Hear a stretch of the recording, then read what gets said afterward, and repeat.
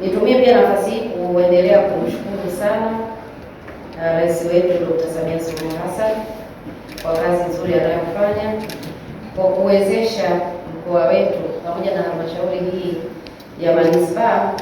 Tumewezeshwa vya kutosha kifedha kwa ajili ya wananchi wa mkoa wa Katavi na manispaa hii ya Mpanda pamoja na halmashauri nyingine kwa ujumla wake, katika kipindi ambacho mkoa huu umeweza kupata mafanikio makubwa ni katika kipindi cha serikali ya awamu ya sita.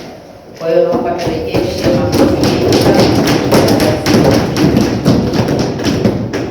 nitumie pia nafasi hii Mheshimiwa Mstahiki Meya pamoja na madiwani wote kuwapongeza sana kwa kuaminiwa na kuchaguliwa kuwa madiwani kwenye kata mbalimbali, lakini pia madiwani wa viti maalum kwenye tarafa mbalimbali na kutengeneza baraza hili la madiwani la halmashauri ya manispaa ya Mpanda. Hongereni sana.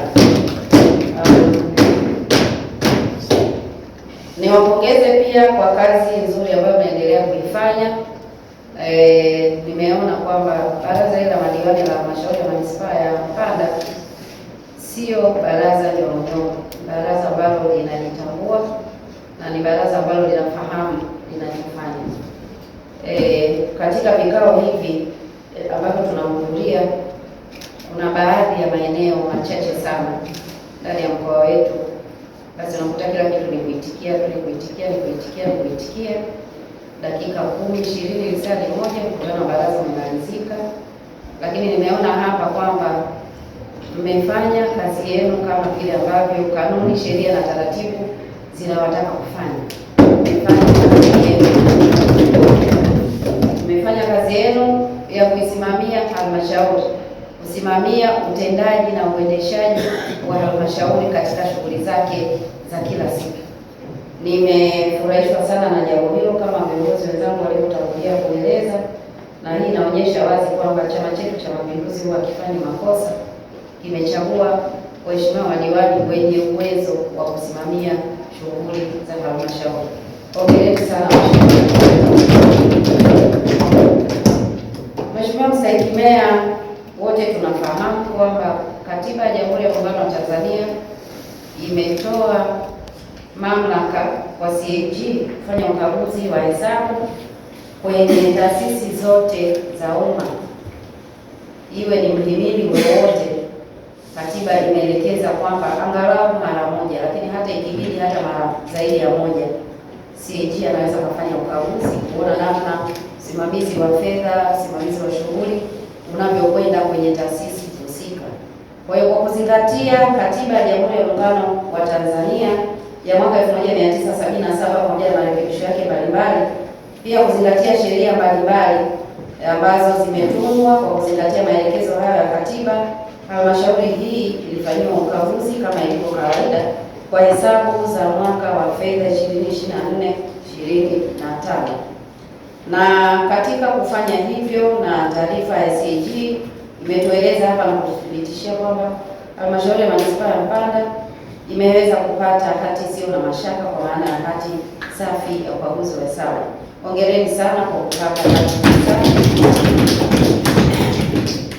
Pamoja na hayo, Mheshimiwa Mstahiki Meya pamoja na viongozi wote, hati safi lakini ina maelezo au ina maelekezo ambayo tunaita hoja za ukaguzi kama zilivyoibuliwa na CAG, ambazo zimeonyesha kwamba kuna baadhi ya maeneo katika halmashauri ambayo yanahitaji kusimamiwa kwa ukamilifu zaidi.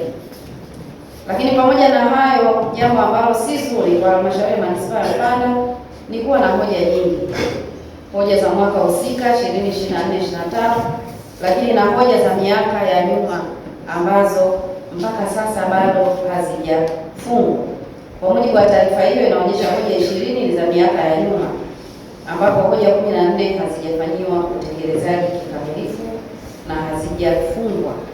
Lakini zipo pia hoja ambazo zimefungwa katika kipindi hiki tangu taarifa ya CAG ilipotoka mpaka kufikia sasa hivi, kuna hoja ambazo zimefungwa. Sasa nikawa najiuliza, kama hoja hizi zimeweza kufungwa katika kipindi kifupi, ni kwa nini hata zimejitokeza? Maana yake ni kwamba kumbe wataalamu wetu wana uwezo wa kuhakikisha kwamba hizo hoja hata zisingetokea, kwa sababu zilipotokea tu wamezijibu kwa haraka haraka, wamepeleka na CAG akaridhika kwamba hoja hizi zifungwe kwa sababu ameridhika na nyaraka ambazo ameziona. Sasa jambo hili Mheshimiwa Mstahiki Meya, si jambo zuri kwa halmashauri yenye hadhi kubwa kama hii, halmashauri ya manispaa ya Mpanda, kuwa na hoja nyingi zilizoibuliwa na CAG na zingine ukizisoma unaona kama hazikuwa na haja ya kuwepo. Kama walivyotangulia kueleza wajumbe au ni waheshimiwa madiwani, zipo hoja nyingine zinashusha tu heshima ya baraza hili la madiwani, lakini hazikupaswa kuwepo kama utendaji wa kazi ulikuwa unasimamiwa kikamilifu. Kwa hiyo katika hili nitoe maelekezo kwamba kwa hoja za mwaka wa fedha wa 2024/25 hakikisheni itakapofika tarehe 31 Julai hizi zimefungwa zote. Kama mmeweza kufunga zile nadhani takriban 14, naamini hizi nyingine hazishindikani kufunga. Uwezo wa kufanya hivyo mnao, na maelekezo ndio tunatoa hapa kwamba lazima zifungwe. Lakini zipo zile hoja nyingine za miaka ya nyuma, na zenyewe nimezisoma moja baada ya nyingine. Nisioni kama kuna hoja ngumu, isipokuwa labda zile ambazo ziko kwenye mhimili mwingine wa kimahakama ambao hatuwezi kuingilia, lakini zile ambazo hazipo mahakamani mna uwezo wa kuzifunga kwa namna mbalimbali kwa mujibu wa sheria zinavyoelekeza. Mna uwezo wa kufanya hivyo. Sasa nielekeze hizo nazo mzifunge haraka iwezekanavyo. Itakapofika tarehe 30 ya mwezi Septemba, ambao ni mwisho wa robo hii ya kwanza ya mwaka wa fedha 2026/27, hizi hoja zote, kuna hoja za CAG, kuna hoja za kamati ya hesabu za serikali za mitaa za nyuma na za miaka hii ya karibuni na maelekezo ya hivi karibuni. Hakuna hoja ngumu kiacha zile ambazo ziko mahakamani. Hizi hoja nyingine zote nje ya zile ambazo ziko mahakamani, itakapofika tarehe 30 Septemba ziwe zote zimefungwa, kwa sababu uwezekano wa kufanya hivyo upo, na zingine ni uzembe au kutokuwajibika kwa baadhi ya maafisa na kusababisha hoja hiyo kuibuliwa kama ni hoja, wakati kama wangewajibika ipasavyo wakatimiza wajibu wao, isingeibuka kama hoja. Wangepeleka vielelezo, maelezo, utetezi wa kila aina kama hivyo wanapofanya hapa, kuleta makabrasha ya madeni na kufafanua. Mngemfafanulia CAG, hoja hizi zisingekuwepo. Kwa hiyo mkazifute zote ili msishushe thamani ya halmashauri hii ya manispaa ya Mpanda ambayo iko moja kwenye huu mkoa. Sasa mkijishusha sana, mwishowe uwe taambiwa hii halmashauri haijiwezi, irudi kwenye hadhi nyingine, itakuwa ni swala ambalo si zuri sana. Kwa hiyo jitahidini kuhakikisha kwamba hizi hoja zote zinafungwa tarehe 31 Julai, na zile hoja za nyuma tarehe 30 mwezi wa Septemba ziwe zote zimefungwa na kumridhisha CAG ili ziweze kufutwa. Swala lingine, waheshimiwa madiwani wamezungumza sana kwa uchungu. Natafuta neno zuri la kueleza, sitaki kusema wamelalamika, kwa sababu kama una mamlaka ya kusimamia jambo na kuchukua hatua, hutaki kulalamika. Unatakiwa usimamie na uchukue hatua zinazostahili. Kwa hiyo waheshimiwa madiwani hawajalalamika hapa, ila wameeleza kwa uwazi namna ambavyo hawajaridhishwa na baadhi ya utendaji kazi wa baadhi ya wataalamu na kupelekea kuwepo kwa hoja hizi, lakini kuto kuwajibika kwa baadhi ya wataalamu, kuto kuzingatia sheria na kuto kusimamia mifumo ya ndani ya usimamizi wa shughuli za serikali, ambapo kumesababisha kuibuliwa kwa hoja hizi. Na kwa maana hiyo ni kutake mkurugenzi wa halmashauri hii kuhakikisha kwamba kaimarishe udhibiti wa ndani, usimamizi wa ndani wa management yako ni wako wewe mwenyewe. Hakikisha kila mmoja anatimiza wajibu wake. Hakikisha mnafanya kazi kama timu moja, mnajadiliana. Kama kuna mahali kuna kasoro, kuna tatizo, kaeni hata kama mnakaa CMT 10 kwa siku, mhakikishe kwamba mmetatua matatizo yenu ya kiutendaji bila kuja kuleta fedheha ya kuwajadili au kuanza kuwaundia tume na kamati, wakati nyie sheria zote mnazifahamu vizuri kuliko sisi viongozi. Mnazifahamu vizuri zote, sio moja wala mbili. Kwa hiyo hebu timizeni wajibu wenu kwa kuheshimu pia nafasi mlizopewa. Wengine wateule wa Mheshimiwa Rais wengine wateule wa Mheshimiwa Waziri Mkuu, wengine mmeteuliwa na baraza la madiwani, kwa maana kuwa wakuu wa idara ni baraza la madiwani linakuthibitisha kwamba uweze kushika nafasi ya mkuu wa idara au mkuu wa kitengo. Ukiheshimu nafasi yako vizuri, hutataka nafasi hiyo kuichezea na utafanya kazi yako kikamilifu. Fanyeni kazi zenu kikamilifu, msilete fedheha kwenye hii halmashauri, kwa sababu mmetegemewa na mmeaminiwa kufanya hivyo. Udhibiti wa ndani ukifanyika vizuri, hoja nyingine hapa zisingekuwepo kabisa. Ukiacha kesi ambazo labda kesi iko mahakamani au zile ambazo zinahusu wizara, kwa maana labda ni jambo la kisera au ni marekebisho ya sheria kuu ambayo hamna mamlaka nayo. Kwa hiyo chukueni nafasi zenu vizuri, mjisimamie vizuri kama CMT ili kuondokana na hii mjadala wa siku nzima kwa mambo ambayo mlipaswa kuyafanya mkiwa kwenye utendaji wenu wa kazi wa kila siku.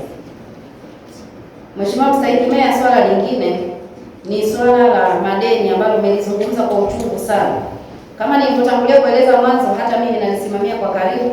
Tulikuwa na zaidi ya bilioni zaidi ya 3 za madeni kwenye halmashauri za mkoa huu pamoja na taasisi nyingine za umma, lakini tumepeana kiapo na wakurugenzi hawa kwamba lazima madeni yale yawe yamekamilika ndani ya miaka mitatu ya fedha, na mwaka wa mwisho wa fedha ambao tulikubaliana ni mwaka huu 26/27.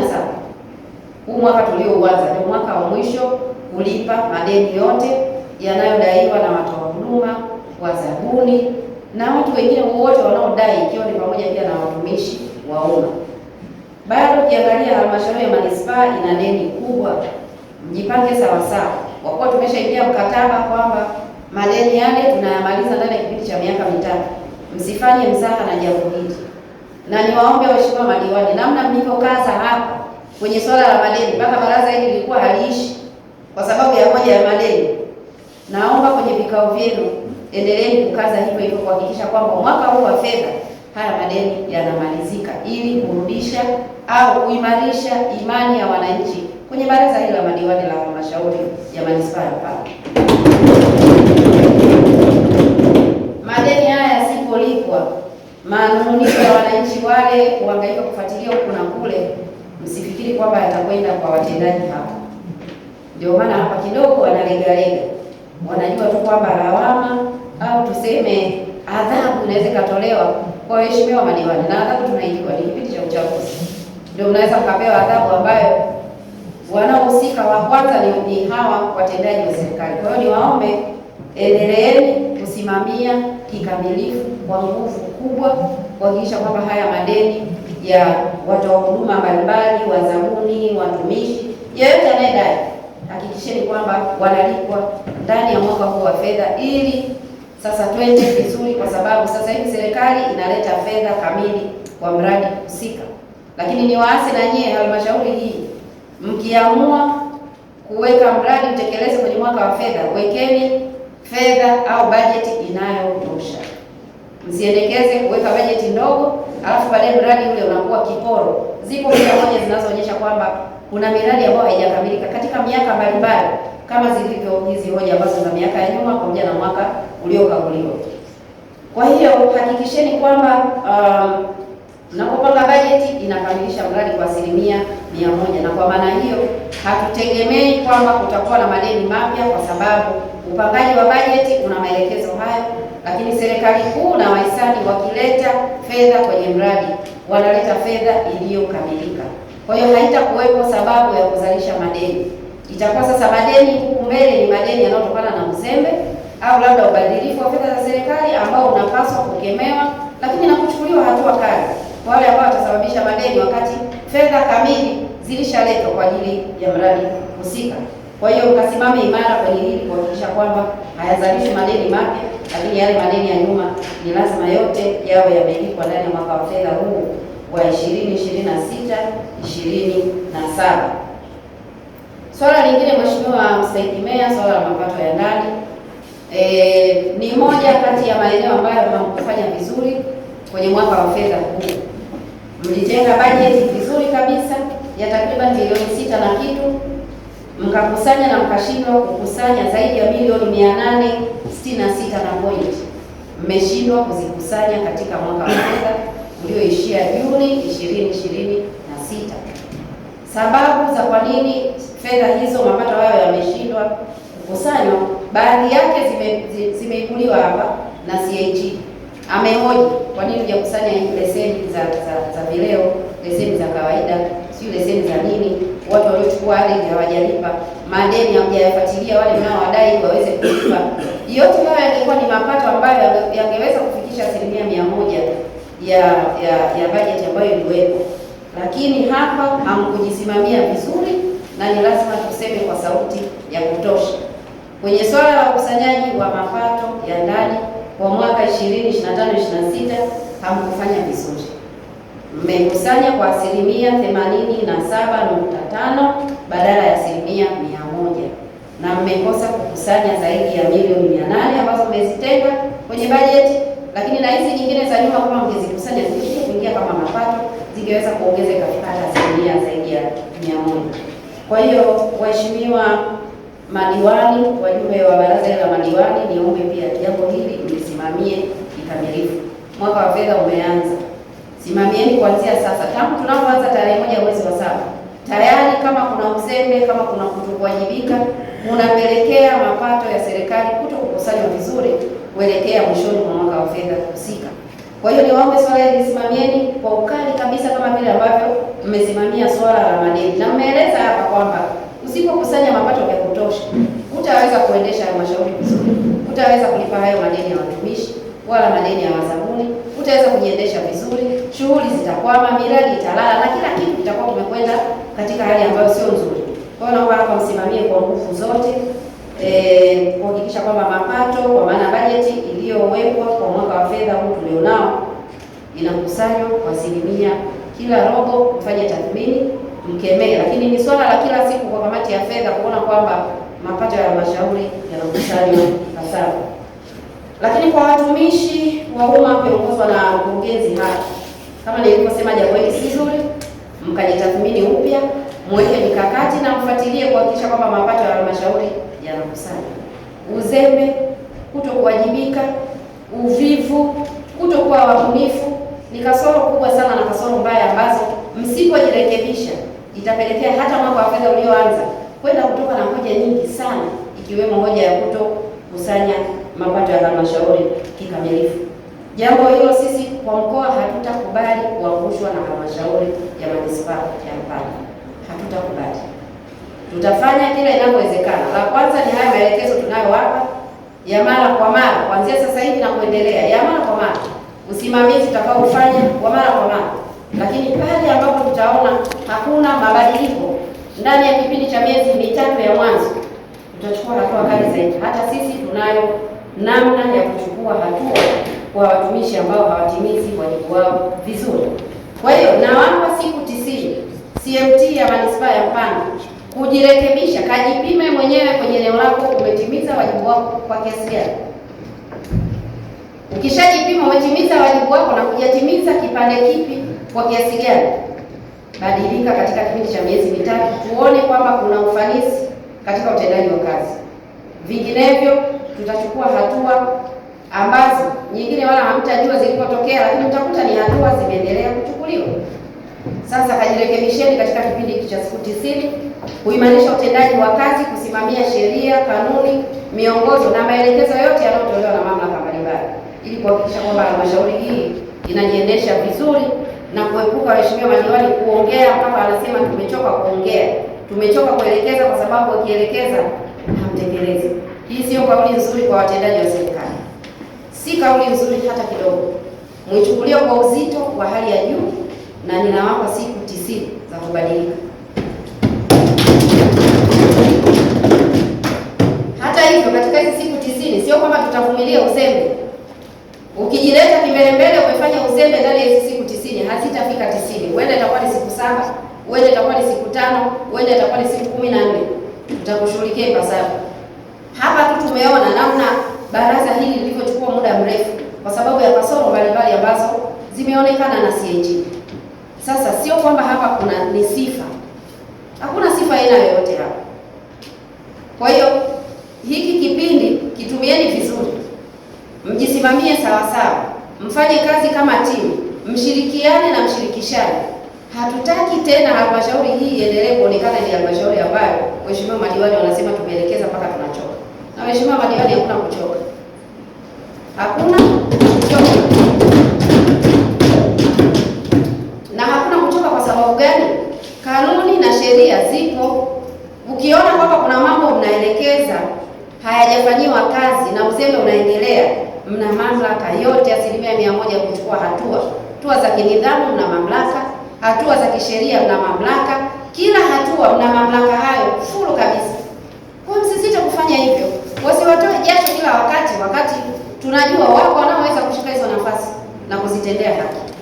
Kwa hiyo niombe waheshimiwa madiwani, dhamana hii mliopewa ya kusimamia utendaji kazi wa kila siku wa halmashauri ya manispaa ya Mpanda itumieni vizuri. Tumeona hapa mmefanya, endeleeni kufanya hivyo ili hii halmashauri ijiendeshe katika hali nzuri inayotakiwa. Tunategemea halmashauri hii iwe mfano kwa halmashauri nyingine, kwa sababu iko kwenye mazingira ya huwezi kuniambia hapa una shida ya kupata fundi loko fundi, una shida ya kupata mkandarasi, una shida ya kupata supplier, una shida ya kufanya malipo, shida ya aina yoyote. Huwezi kuniambia hapa manispaa una shida ya mtandao. Itatofautiana sana labda na Mpimbwe, labda Mlele, labda Tanganyika, kwa Mheshimiwa Busweu, baadhi ya vitu. Lakini hata hivyo serikali imejitahidi, mazingira ya halmashauri zote 184 yamewezeshwa kwa kiasi cha kutosha. Kwa hiyo hatutegemei kwamba mnashindwa. Tunataka halmashauri hii ijisimamie, ijiendeshe na itoke kwenye fedheha iliyopo sasa hivi ya kuwa na mapungufu mengi kwenye hoja za CAG, lakini mapungufu mengi kwenye uendeshaji wa kila siku wa shughuli za halmashauri. Simameni imara, chukueni hatua pale ambapo inahitajika kuchukua hatua. Niwatake watumishi wa halmashauri hii moyo wa ubunifu kwenye kila aina ya shughuli au kwenye haya yaliyobainishwa na CAG yote. Kama mngekuwa wabunifu vya kutosha, hizi hoja zisingekuwepo. Ukusanyaji wa mapato, kudai madeni, mpaka kuna mambo mengine kwa waheshimiwa madiwani wao ndio wanasema mngefanya hivi, mngetumia mbinu hii, wenzetu mahali fulani wanafanya hivi, nyie mko wapi? Sababu swala la ubunifu tunategemea liko kwenye usomi pia. Degree ngapi mlizonazo hizo nyingi, zitumieni vizuri kufanya ubunifu katika uendeshaji wa shughuli za halmashauri. Lakini pia pamoja na hayo, tunataka tuone mabadiliko chanya kwenye manispaa hii hapa. Haiwezekani manispaa ikaendelea kuwa na vichaka tu katikati ya mji kila wakati. Haiwezekani. Kila wakati ni vichaka, kila wakati ni uchafu, kila wakati ni makorokoro yasiyoeleweka, sio makorokoro mheshimiwa pale. Yaani kukosa mpangilio, kukosa unadhifu. Hii ni manispaa. Ina hadhi yake, ina heshima yake na ina utaratibu wake. Sasa msipokuwa wabunifu, msipokuwa na mawazo chanya ya kufanya mabadiliko kwenye hii manispaa, hata sisi hatutakubaliana na nyinyi. Sasa hakikisheni mnafanya ubunifu wa kutengeneza vitega uchumi vizuri vinavyoonyesha hadhi ya manispaa. Rekebisheni huu mji wenu, muwe na bustani nzuri za watu kupumzikia.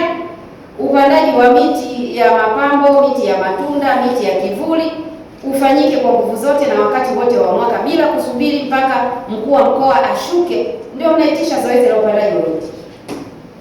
Hiyo sio sawa. Na waheshimiwa madiwani mko, naomba mwasimamie kikamilifu. Ziko halmashauri nyingine muda si mrefu zitakuwa zimewatangulia, na nyingine mmezitaja wenyewe. Mimi sitaki kutaja kwa sababu wote ni watoto wangu. Siwezi kusema mtoto huyu nampenda zaidi kuliko mwingine. Lakini wengine waheshimiwa madiwani mmetaja baadhi ya halmashauri. Wenzetu halmashauri fulani wamefanya hivi, wamekarabati hiki, wamesimamia hivi. Humu ndani ya mkoa wa Katavi. Nyie mlioko hapa mjini mnashindwaje? Na kama tukiona mnashindwa basi tutabadilishana tu. Tuwachukue hao wa huko wote tuwalete huku. Alafu nyie wa hapa wote tuwapeleke kule. Hilo tunaweza nalo. Tunaweza kufanya hivyo waheshimiwa madiwani. Tupangue kabisa alafu tuanze huko. Uwezo huo wala hatushindi. Sasa tukiona mmeshindwa, maanake hata haya ya kusema hebu tengenezeni vitega uchumi vizuri, tengenezeni mji vizuri. Hapa tukisema ni manispaa ya Mpanda inayobeba mkoa, ionekane kwamba kweli hii ni manispaa ya Mpanda. Lakini business as usual, soko la mazao liko nje, watu wanapigwa na jua, wananyeshewa na mvua, bustani hakuna, huyu kauza miwa si kwenye nini, huyu kauza sijui matunda gani, takataka zimetupwa hovyo. Huku tena kumbe kuna ile hoja ya miaka tangu mwaka 2015-16 lori la takataka bado tena imo. Sasa tunahitaji kuona mabadiliko chanya yanayofanya hii manispaa iendelee kuwa manispaa yenye mvuto na yenye hadhi ya manispaa, na hayo yatafanywa kwa ubunifu ambao tunatarajia wataalamu wa halmashauri mtaufanya, na kama mtashinda hatusiti. Niishie hapo. Hizi hoja nyingine zimesababishwa kwa uzembe, nyingine zimesababishwa kwa mtu kuto kutimiza wajibu wake vizuri, nyingine zimesababishwa na uvivu, nyingine zimesababishwa huenda kuna ubadhirifu ndani yake, ndio maana zimekuwepo. Katika hatua mbalimbali tunazoendelea nazo za kufuatilia hoja hizi, Mheshimiwa Mstahiki Meya, ni kuombe mchukue hatua za kinidhamu kwa watumishi wote ambao mtabaini kwamba wamefanya uzembe au hawakuwajibika vizuri kwenye nafasi zao, au ni wavivu au ni wabadhirifu, au kwa sababu yoyote ile hawakuweza kutimiza wajibu wao vizuri na wakasababisha mkaibuliwa hoja zote hizi ambazo zimewatoa jasho kuanzia asubuhi mpaka mida hii ya takriban saa hizi ni saa 10. Chukueni hatua, kwa sababu mamlaka hayo nayo. Mkiamua kuwaacha waendelee kufanya kazi kwa mazoea, mtaendelea kupata hii shida. Sasa tukianza na nyie, chukueni hatua zinazostahili kwa wale wote ambao mtabaini kwamba ni uzembe au ni kutokuwajibika sawa sawa au uvivu au kushindwa kutimiza majukumu yao wamesababisha hoja hizi zikawepo na nyingine zinajirudia kila mwaka. Chukueni hatua. Ziko hatua za kisheria, ziko hatua za kinidhamu. Sheria zetu na kanuni zetu zinaeleza wazi. Kwa hiyo chukueni hatua bila kusita, wala bila kusubiri CAG aje ndio sasa kuanza kuona kwamba kwa nini hatuchukui hatua. Chukueni hatua wakati wote wa mwaka. Mpo hapa mnasimamia halmashauri. Uzingatiaji wa sheria, kanuni na taratibu, siku hadi siku, lisaa hadi lisaa, ni wajibu wa CMT. Ukikosa tu kwenye utendaji wa kazi wa kila siku, ukikosa tu kuzingatia kanuni, muda huu lisaa moja linalokuja tayari umeshatengeneza hoja ambayo CAG au hata internal itakuja kuibua. Niwataki kuhakikisha mnazingatia sheria, kanuni na taratibu, hata miongozo yote, lakini na maelekezo ya viongozi katika ngazi mbalimbali, ili kuhakikisha mnaimarisha utendaji kazi katika halmashauri yenu na mnafanya kazi kwa ufanisi unaostahili na wenye heshima. Miradi ya maendeleo. Ipo miradi ambayo ilipokea fedha katika mwaka wa fedha wa 2025/26 na mwaka wa fedha uliopita na uliopita tena. Lakini kuna miradi ambayo mpaka sasa haijakamilika. Na kama nilivyotangulia kueleza awali, sababu haipo kwa sababu serikali ikileta fedha za mradi inaleta fedha kamilifu kwa ajili ya kutekeleza huo mradi. Niwataka kuhakikisha kwamba hiyo miradi yote ambayo ilipokea fedha katika miaka mbalimbali, kwa mwaka wa fedha wa 2025/26, 2024/25 na miaka mingine kule nyuma, hakikisheni miradi hiyo imekamilika ndani ya miezi mitatu kuishia tarehe 30 ya mwezi Septemba mwaka huu 2026. Lakini swala lingine, Mheshimiwa Mstahiki Meya, imeonekana kama japo hamkulitamka kama ni azimio la baraza la madiwani, lakini mmeonyesha konsani kubwa kwenye utendaji kazi wa halmashauri, kwa maana ya watendaji wa halmashauri. Na tukitazama hapa tunaona kwa mfano kuto kutekeleza maagizo ya baraza na kamati mbalimbali, maelezo hizo konsani, lakini kushuka kwa ukusanyaji wa mapato ya ndani, ukusanyaji wa madeni, ulipaji wa madeni,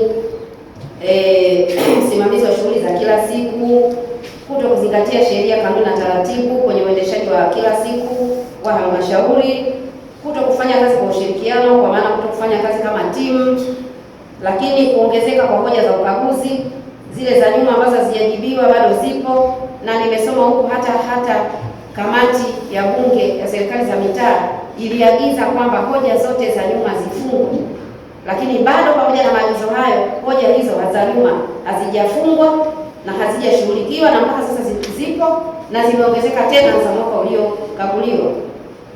Lakini pia kuona kwamba kwa ujumla wake bado kuna mambo ambayo hayajasimamiwa sawa sawa.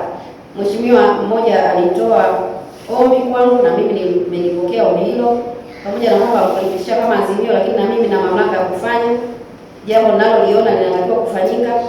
Nataka niwahakikishie tu kwamba nitaunda kamati ya uchunguzi, kamati maalum ya wataalamu wa serikali. Nitaunda kamati maalum ya wataalamu wa serikali, ikiwa pia ndani yake kuna vyombo vyetu vya ulinzi na usalama, kufanya uhakiki wa kina kwenye manispaa hii. Kuna tatizo gani? Tunataka tutende haki kwa kila mmoja. Kama kuna wanaoshindwa kufanya kazi zao, ni kina nani na ni kwa sababu gani na kwa nini wanashindwa? Hatuwezi kuendelea kuona kwamba hoja ambazo hazikupaswa kuibuliwa, lakini utekelezaji wa maagizo mbalimbali, Mheshimiwa madiwani wameongea hapa kwa mapana kabisa, wote ni mashahidi. Lakini hata kwenye kamati ya usalama ya wilaya pia huwa tunapokea taarifa za vikao vile, na huko pia tumeshaona kwamba maelekezo pia yanayotolewa na kamati ya usalama ya wilaya hayatekelezwi ipasavyo, na tumeshawahi kuwaita sisi viongozi hawa, Mheshimiwa madiwani, kama hamjui, tumeshawahi kuwaita kurugenzi pamoja na Mheshimiwa mkuu wa wilaya kuona kwamba kuna shida gani, na tukatoa maelekezo mahususi. Sasa kwa kuwa bado inaonekana kuna maagizo hayatekelezwi, maelekezo hayafanyiwi kazi, baraza la madiwani linatoa maelekezo, kamati zinatoa maelekezo, hayafanyiwi kazi kikamilifu, kamati ya usalama inatoa maelekezo, hayafanyiwi kazi kikamilifu, kutokuzingatia sheria na haya mambo mengine yote ambayo mmeyazungumza, mimi nikaainisha machache. Naunda kamati ya wataalamu wa serikali pamoja na vyombo vya dola kuja kuichunguza hii halmashauri, kuna shida gani, mnakwama nini, mnakwama wapi, na kama kuna ambao ni wazembe au kama kuna sababu ya aina yoyote, nataka niwahakikishie waheshimiwa madiwani, tutachukua hatua na tunataka tutende haki. Ndio maana natengeneza kamati ichunguze, niletee ripoti, ili tusije tukaamua hapa kwamba adhabu hii, fanya hivi, rejesha hiki, fanya hili, lakini labda ndani yake haipo hivyo. Kwa hiyo tutachunguza, nitasimamia mwenyewe, na baada ya hapo ripoti hiyo tutaifanyia kazi kikamilifu, ili pale ambapo tunaona kuna mapungufu, hatua zinazostahili ziweze kuchukuliwa. Na hii yote nia ni kuhakikisha kwamba heshima ambayo Mheshimiwa Rais ametupatia wananchi wa mkoa wa Katavi ya kuleta fedha nyingi kwenye utekelezaji wa miradi, fedha nyingi kwenye kuboresha huduma, fedha nyingi kwenye kuhakikisha mapungufu ya hapa na pale machache yaliyobaki yanatatuliwa kwa ajili ya wananchi wa Katavi, tunayatendea haki na kwamba tunasimamia jitihada hizo za Mheshimiwa Rais, ili fedha zinazokuja hapa manispaa ya Mpanda na mkoa kwa ujumla tuweze kuzisimamia kikamilifu. Kwa hiyo niwatoe wasiwasi, tuko hapa kwa ajili ya hilo, na ndio kazi tunapopewa. Tukilipwa mshahara na mambo mengine ni kwa sababu ya kuzisimamia halmashauri hizi. Kwa hiyo hata sisi hatutakubali kuona kwamba kama kuna halmashauri haiendi vizuri tukaacha tu hivyo, tukamaliza baraza hili alafu tukaondoka tu hapa tukasema baraza maalum la hoja hili za CAG tumelimaliza, basi tunaondoka. Hapa sisi tunaondoka na kazi ya kufanya, kwa sababu tumeona ipo kazi ya kufanya. Kamati hiyo maalum itakuja kufanya uchunguzi na upelelezi mahususi ili kuona tatizo lilipo na kuweza kutafuta ufumbuzi, lakini na kuchukua hatua pale ambapo inatakiwa kuchukua hatua. Swala lingine, Mheshimiwa Mstahiki Meya, nilisemea hapa kwako kwa sababu hapa ndio makao makuu ya mkoa wa Katavi, mkoa wa Katavi, na ndio ofisi ya mkuu wa mkoa na taasisi nyingine zote za kimkoa ziko hapa, ikiwemo vyombo vya ulinzi na usalama. Mheshimiwa Mstahiki Meya, upo uchochezi unaoendelea, hamasa zinazoendelea kwenye mitandao ya kijamii, lakini na kwa njia mbalimbali, hata njia zingine zilikuwa za mikutano ya hadhara ya kuhamasisha wananchi kufanya maandamano yasiyozingatia sheria, au kufanya vurugu za aina yoyote kwenye maeneo mbalimbali. Mheshimiwa Mstahiki Meya, nitumie baraza lako hili kuwataka wanakatavi wote kutekeleza maelekezo ya aina yoyote yanayohusiana na kuteteresha amani ya nchi hii na amani ya mkoa huu. Wasitekeleze maelekezo yoyote, wasifuate mkumbo wa aina yoyote, uwe uko kwenye mtandao, uwe uko live, uwe uko kwenye redio, uwe uko kwa njia ya aina yoyote. Tunajua kabisa kwamba wananchi wa mkoa wa Katavi ni wasikivu na wala hawajazoea vurumai wala hawajazoea fujo na wala sio wapinzani wa kupinga kila kitu bila sababu za msingi.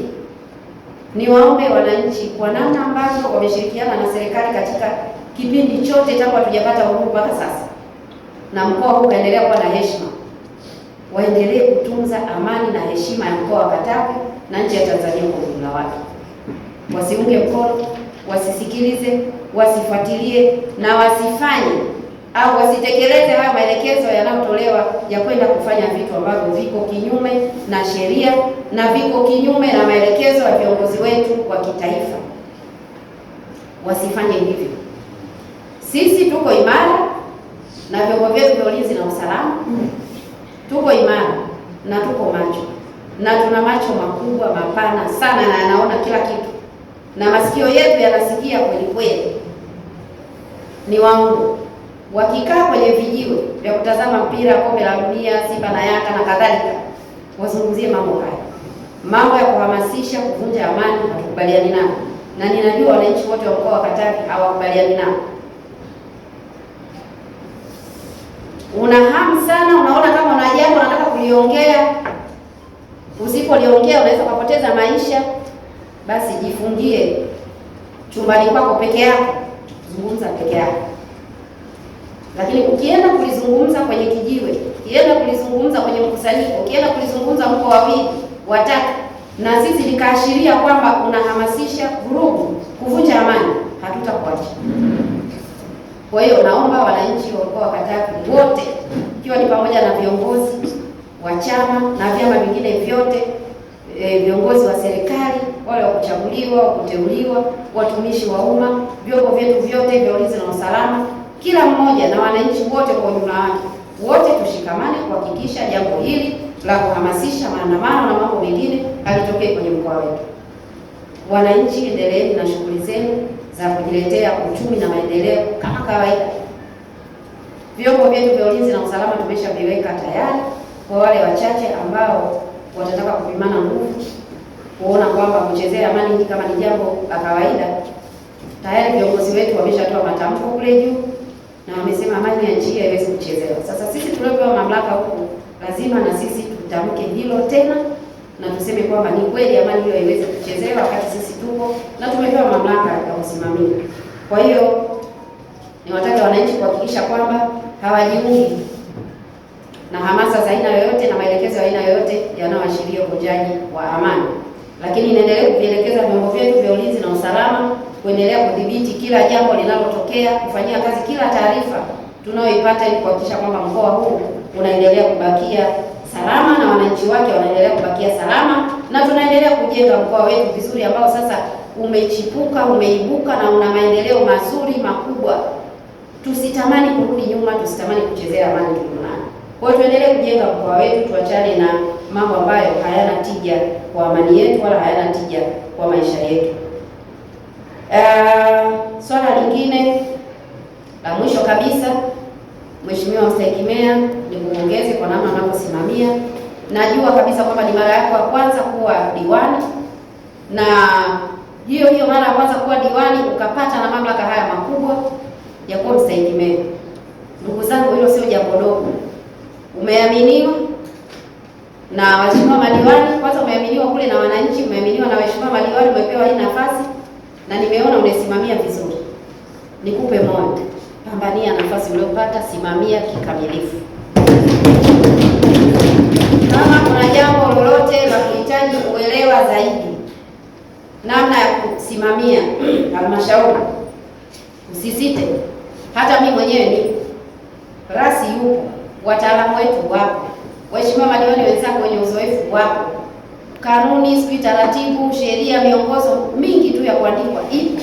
Na mimi nimshukuru sana Mwenyezi Mungu kwamba ninapokuambia kwamba hata mimi mwenyewe nipo, Mheshimiwa Mstahiki Meya, nipo kweli, kwa sababu mimi nimefanya kazi zote ambazo humu ndani tupo, isipokuwa ya udiwani tu.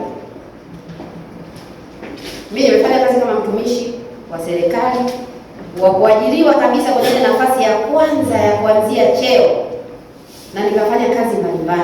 Miongoni mwa kazi nilizofanya pia, mojawapo katika usimamizi wangu, nimefanya pia kazi ya kusimamia section ya madiwani. Kwa hiyo mambo ya coordination zote za madiwani, mahusiano, usimamiaji wa vikao, ratiba za vikao, uandikaji wa mitasari, mayatokanayo na kila kitu. Hii waheshimiwa madiwani, mawasiliano na wataalamu, mkurugenzi na ngazi mbalimbali, vyote hivyo nimevifanya kwa kiwango cha hali ya juu. Huko nilikuwa nafanya kazi na ninaamini nilifanya kazi nzuri sana. Kwa hiyo hapa nilikuwa natazama kazi ninayoifahamu ya waheshimiwa madiwani ikiwa inafanyika hapa, mimi nikiwa mkuu wa mkoa. Sifa na utukufu kwa Mwenyezi Mungu. Lakini pia ninashukuru nikapata nafasi ya baadaye kuwa mkuu wa idara kwenye halmashauri mbalimbali. Baadaye nikapata nafasi ya kuwa mkurugenzi mtendaji wa halmashauri mbalimbali, na baadaye nikapata nafasi ya kuwa mkuu wa wilaya. Nimekuwa mkuu wa wilaya kwenye wilaya moja, na baadaye nikapata nafasi ya kuwa mkuu wa mkoa. Sijatokea hapa karibu, nimetoka mbali kweli, safari ndefu. Sasa Mheshimiwa Mstahiki Meya, kwa kuwa kote huko nilikopita, lakini ukiacha hiyo pia nilipata kufanya kazi kwenye halmashauri nyingi Tanzania, wakati nikifanya kazi maalum ya TAMISEMI, wakati ule wa marekebisho ya mifumo hii ya serikali, kutoka kwenye mifumo ya zamani kuja kwenye hii mifumo ya sasa. Kwa hiyo kwenye hizi halmashauri nimepita halmashauri kadhaa nyingi tu Tanzania kwa ajili ya kutafuta namna nzuri ya kufanya uboreshaji wa maslahi ya watumishi wa serikali za mitaa. Kwa hiyo sasa hivi tunaweza mkaona mishahara ilipanda, vyeo vikabadilishwa namna hii, namna ile. Havitokea automatically. Vilifanywa kazi na moja kati ya kamati ambazo zilikuwa zinafanya, hata mimi nilikuwepo enzi hizo. Kwa hiyo uzoefu kwenye halmashauri ninao pia, uzoefu wa kutosha, sio 100%, lakini ninao sababu nimekwenda kwenye halmashauri mbalimbali. Kwa hiyo Mheshimiwa Mstahiki Meya, una bahati kwamba niko hapa. Kuna jambo lolote unaona ukimuuliza mkurugenzi una wasiwasi kidogo, njoo verify kwamba jambo hili huwa linafanyika kwa namna gani. Lakini tunaye hapa katibu tawala mkoa, tunaye katibu tawala msaidizi anayesimamia serikali za mitaa, sheria zote amezishika na kila kitu na uzoefu na mambo haya. Hata rasi wako wafanya kazi kwa muda mrefu, tuna uzoefu wa kutosha. Kwa hiyo msifanye kazi kwa kukwama, wakati mnaweza mkawatumia watu mbalimbali, hata walioko huku kwenye kamati ya usalama ya mkoa, wilaya, mnaweza mkawatumia kupata uzoefu zaidi, miongozo zaidi na mambo mengine, kushauriwa zaidi namna ya kuongoza vizuri. Kwa hiyo Mheshimiwa Mstahiki Meya, umeanza vizuri, endelea vizuri. Ukiona kuna mahali unahitaji ufafanuzi zaidi, tuulize wakati wowote, tutakupa ufafanuzi ili halmashauri hii iweze kusonga mbele. Lakini pia lingine, Mheshimiwa Mstahiki Meya, usisahau tulikubaliana mimi na wewe uwanja wetu wa mpira wa hapa ambao utatupa hadhi kubwa na heshima kubwa. Kujenga ule uwanja unaitwa uwanja wa Mwenge. Ule uwanja wa Mwenge ambao tulisha ukabidhi kwako, tena wewe mwenyewe ulipokea makabidhiano yale, ni ukabidhi rasmi kwamba sasa uwanja huu kwa kuwa ni wa manispaa utoke kwenye kusimamiwa na mkoa, nikaurudisha kwako, na nikasema kwa sababu wewe ni mwanamichezo mzuri au mfuatiliaji mzuri wa masuala ya michezo, najua utakuwa na uchungu wa kuona kwamba tunapata kiwanja chenye hadhi ambacho kitaweza kutumika kwenye michezo ya aina mbalimbali, lakini na kwenye hafla za aina mbalimbali. Na nikakuhakikishia kwamba kwa ushauri wowote, mwongozo wowote, kama unaona kuna mkwamo, njooni tushauriane kwa pamoja, tuhakikishe jambo hili linakamilika. Kwa hiyo nimeona pia Mheshimiwa Mstahiki Meya, nikukumbushe swala hilo ili tuweze kwenda nalo, ikiwezekana mwaka huu wa fedha basi tuwe tumepiga hatua. Hatua yenu nyinyi manispaa ya Mpanda ni hatua yetu sisi mkoa, kwa sababu na sisi tuko hapa. Kwa tungependa zaidi kuona maendeleo, tungependa kuona mabadiliko chanya hapa tunapoishi sisi kwanza kuliko kule kwingine. Lakini kama mkilala usingizi, sisi tunasimamia halmashauri 5. Tukiona hapa halmashauri hii imelala, tutawaacha kwanza huku tunawafinya, tunakwenda kusimamia kule ambapo tutaona matokeo ya haraka. Lakini mimi ninawaamini waheshimiwa madiwani wote, Mheshimiwa Mstahiki Meya, ninawaamini pamoja na watendaji wetu serikalini, ninawaamini kabisa katika timu nzuri za kufanya nazo kazi, ni pamoja na timu hizi tulizonazo kwenye halmashauri.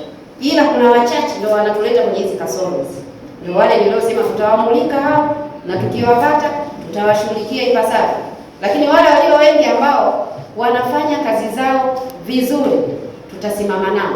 Hata nyinyi watumishi wa umma, unaona kuna jambo huelewi, unaona kuna jambo unatamani litokee kwenye idara yako au kwenye sekta yako, unaona halitokei, njoo kule mkoani, hata usimwambie mkurugenzi. Njoo tu afu litoke kama agizo kwa mkurugenzi litekelezwe. Au nenda kwa mkuu wa wilaya ukaseme kuna jambo hili zuri sana, nataka hapa tujenge hiki, tutengeneze kitega uchumi hiki, tuboreshe hiki. Lakini sijaeleweka vizuri. Ukieleweka vizuri huku kwa mkuu wa wilaya, kwa mkuu wa mkoa, kwa katibu tawala wa mkoa, sisi tutashusha kama agizo. Na hiyo nimewapa siri. Tutalishusha kama elekezo na tutalisimamia kuhakikisha kwamba linatekelezwa, kwa sababu tutakuwa tumeshajifunza na tumeelewa kwamba ni jambo la manufaa kwa wananchi wa mkoa wa Katavi. Zaidi, mwaka wa fedha umeanza na tutaanza kupokea fedha. Niombe kuendelea kusimamia kikamilifu fedha zote za serikali zinazoletwa kwa ajili ya Wanakatavi, tuhakikishe tunawatendea haki.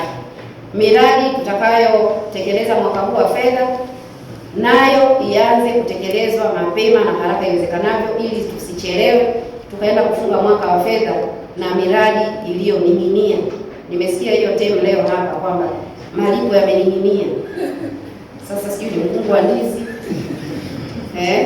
lakini Kiswahili nacho kinakuwa. Sasa tusije tukaacha na miradi nayo ikawa imening'inia. Mwaka wa fedha umeisha, mradi umening'inia.